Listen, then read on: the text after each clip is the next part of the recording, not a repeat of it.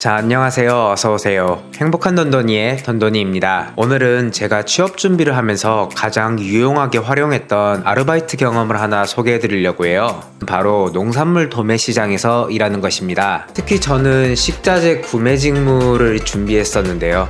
그랬기 때문에 농산물 도매 시장에서 직접 농산물을 보고 눈으로 익혔다라는 경험은 굉장히 의미 있게 풀어낼 수 있었습니다. 자, 그러면 농산물 도매 시장에서 일한 경험이 어떻게 취업 준비에 도움이 되었는지 세 가지 포인트를 들어서 말씀드리도록 하겠습니다.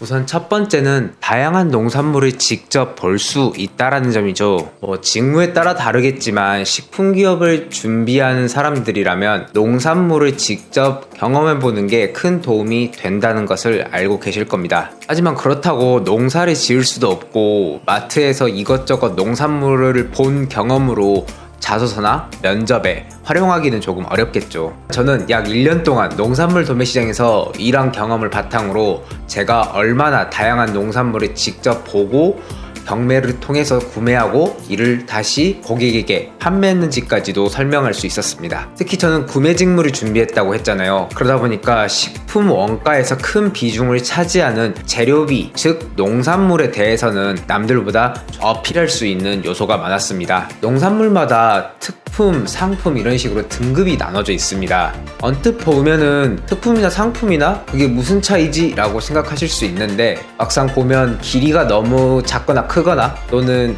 어디에 생채기가 있던지 이런 사소한 것들이 품질을 결정하는 아주 큰 요소가 된다는 것을 알 수 있습니다.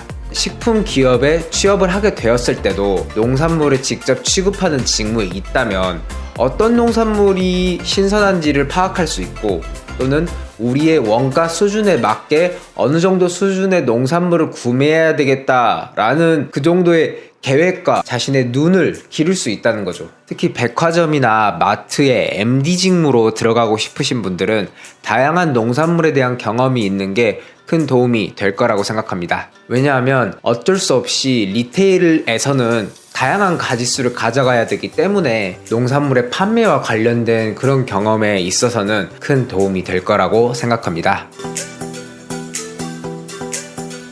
농산물 도매시장 경험이 취업 준비에 도움이 되는 두 번째 이유는 농산물 유통 과정에 대한 이해를 넓힐 수 있다라는 거예요. 한국농수산식품유통공사에서 인턴 면접을 본 적이 있는데 그 면접 때도 농산물 도매시장에서 일한 경험을 주목해서 보더라고요. 특히 농산물 유통에 관한 질문이 들어올 정도로 한국농수산식품유통공사를 준비하시는 분들은 농산물의 유통 과정은 기본적으로 숙지를 하고 계셔야 될 텐데요. 책이나 또는 유튜브 동영상 이런 걸로 배울 수도 있겠지만 더 현장감 있는 정보는 바로 진짜 현장에 있는 거겠죠. 그리고 그 농산물 도매 시장이 바로 그 현장이 될 것입니다. 산지에서 바로 그 기업으로 가는 곳도 있겠지만 상당수의 농산물은 산지에서 도매 시장을 거쳐서 다시 소매 시장 또는 마트 이런 데를 거쳐서 최종 소비자에게로 가는 구조가 많이 있거든요. 산지에서 도매 시장을 어떻게 거치고 그리고 왜 거쳐서 결국 그 소비자에게로 넘어가는지 그 과정을 직접 눈으로 보고 인사이트를 얻어갈 수 있는 것이죠.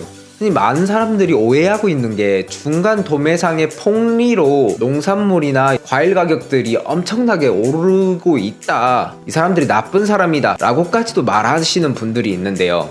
직접 현장에서 농산물 도매시장이 어떻게 돌아가는지를 보면은 꼭 그렇다라고 말할 수는 없을 것입니다. 자, 예를 들어 볼게요. 겨울 같은 경우에는 고추 하나를 재배하기 위해서 굉장히 많은 비용이 들어갑니다.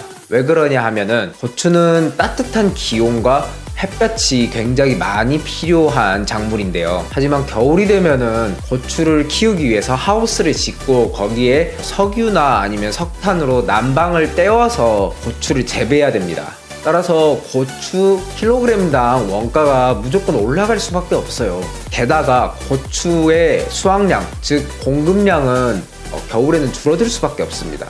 우리가 고추를 김장철까지만 쓰고 그 뒤로는 안 쓰나요? 고추는 많은 음식에 다시 활용이 되잖아요. 그래서 수요가 그렇게 크게 변하지는 않았다는 것이죠. 결과적으로 공급량은 줄어들었고 단위당 원가는 올라가는데 그에 대한 수요는 줄어들지 않았다? 수요와 공급 법칙에 따라서 당연히 가격은 오르겠죠. 뿐만 아니라 한정된 물량을 우리 고객에게 납품하기 위해서는 어쩔 수 없이 도매상은 높은 가격에 매입을 해야 됩니다. 저희 같은 경우에도 20kg 고추 한 박스를 한 겨울에 최고가가 20만원에 구매한 적도 있어요. 그럼 1kg당 10,000원이란 뜻입니다. 이런 농산물 도매시장의 생리는 바깥에서 보기에는 중간 도매상이 큰 폭리를 취하는 것처럼 보이지만 사실 이 메커니즘을 이해한다면 어느 정도 이해할 수 있는 변동폭일 수도 있다 라는 점을 직접 배울 수 있거든요. 이런 메커니즘을 알고 모르고는 자소서나 면접에서 큰 차이를 낼 것이라고 생각합니다. 게다가 유통 물류 경험이기도 하잖아요. 농산물 도매시장에서 일한 경험을 바탕으로 나중에 물류 쪽으로 취업을 하는데도 충분히 활용해 볼 수 있었어요. 물류에서는 또 재고 관리도 중요하잖아요. 특히 농산물은 재고 관리가 단기간에 이루어지는 경우가 많은데요. 따라서 재고가 망손되기 전에 이 재고를 어떻게 털 것인가, 어떻게 비용 처리를 할 것인가에 대해서도 경험을 해볼 수 있습니다. 그리고 이 경험을 바탕으로 물류관리사 같은 자격증까지도 취득한다면 금상첨화하겠죠. 따라서 농산물이 어떻게 유통되고 있는지 이 과정을 직접 체험해보고 싶으신 분이라면 농산물 도매시장 아르바이트 경험은 큰 도움이 될 것입니다. 그리고 마지막 세 번째는 고객을 직접 대하면서 고객 관점에 대해서도 배울 수 있다는 점이에요. 농산물이 어떻게 고객과의 협상을 통해서 가격 결정이 되는지를 직접 볼 수 있습니다. 자, 예를 들어 볼게요. 양송이 버섯이 있다라고 해봅시다. 양송이 버섯은 잘게 다져서 스프 같은 데도 들어가기도 하잖아요. 하지만 유명한 고깃집 같은 경우에는 양송이 버섯을 구워서 먹는 곳도 있잖아요. 이 두 곳이 과연 같은 양송이 버섯을 사용할까요? 그럴 수도 있겠지만 그렇지 않는 게 더 도움이 될 것입니다. 왜냐하면 잘게 다져서 스프에 넣는 그런 식당 같은 경우에는 굳이 품질 높고 가격이 높은 양송이를 사용할 필요가 없거든요. 잘게 다졌기 때문에 고객의 눈에도 농산물이 품질이 좋은 건지 아닌지를 보여줄 필요가 없고, 품질이 좋다고 해서 맛이 더 있다 그런 얘기가 아니거든요. 오히려 조금 저렴한 양송이를 구매해서 양송이 스프에 대한 원가를 낮추고 다른 음식에 대한 재료비를 높일 수 있겠죠. 결과적으로 고객 만족도를 더 높일 수 있는 선택의 폭이 그 식당에게는 늘어날 것입니다. 해당 양송이를 직접 눈에 보이게 해서 고객에게 이제 서비스하는 식당이 있다라고 해보세요. 해당 양송이가 갈변한 게 되게 많이 보인다면 신선해 보이지 않겠죠. 사실 음식이란 게 입으로 먹는 거지만 향과 눈으로도 먹는 거잖아요. 따라서 신선하지 않다라는 인식을 받으면서 음식을 먹는 소비자에게는 더 만족스러운 경험을 제공하지 못하게 될 수도 있습니다. 따라서 양송이를 통째로 구워서 먹는 경우에는 양송이를 사오기 전부터 해당 양송이가 하얗고 뽀얀지 그런 외관적인 모습에 조금 더 신경 씁니다. 그러다 보니까 원가적인 측면보다는 외관상으로 괜찮은 거를 선호하게 되는 거죠. 고객마다 어떠한 제품을 원하는지도 다르고 제품에 대한 협상의 여지, 협상 폭이 굉장히 다르다는 것을 알 수 있어요. 그리고 저희 가게 같은 경우에는 도매를 위주로 했지만 소매도 함께 겸업으로 했거든요.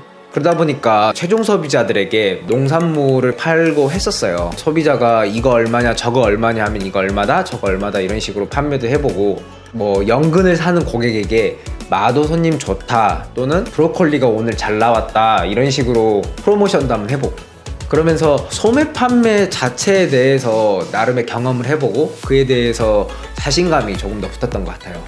다양한 고객들과 직접 소통을 하고 그들이 무엇을 원하는지, 우리가 무엇을 공급할 수 있는지를 결정을 하다 보면 여기서 나름의 깨달음을 얻을 수 있고 그 깨달음을 바탕으로 자소서나 면접에 녹여낼 수 있는 거죠. 예를 한 가지 더 들어드리면, 제가 자소서에 농산물 도매시장으로 쓰는 경험이 설명절을 앞두고 느타리버섯과 새송이버섯과 표고버섯을 어떻게 기획상품으로서 합리적인 가격에 고객에게 공급할 수 있었는지를 설명하거든요. 하면서 재고관리 방법이나 아니면은 상품을 기획하는 방법, 왜 해당 상품을 선택하게 됐는지 그 이유와 얼마의 이윤을 우리에게 남길 수 있었는지, 이런 것들을 하나씩 설명하다 보면은 제가 농산물에 대한 이해와 그리고 농산물 유통 과정에 대한 이해, 그리고 고객과의 가격 결정 협상에 대해서도 어느 정도 이해를 하고 있다라는 점을 충분히 어필할 수 있습니다. 따라서 식품 기업으로 가고 싶은데 내가 기존에 가진 경험으로는 충분히 어필이 되지 않는 것 같다라고 보시는 분은 정말 눈 딱 감고 1년만 농산물 도매 시장에서 일해 보셨으면 좋겠습니다. 그래요, 오늘은 농산물 도매 시장이 얼마나 도움이 될 수 있는지를 3가지 포인트를 들어서 말씀드렸습니다. 긴 영상 봐주셔서 감사하고 저는 또 다음 비디오에서 뵙도록 하겠습니다. 여러분 들어가세요.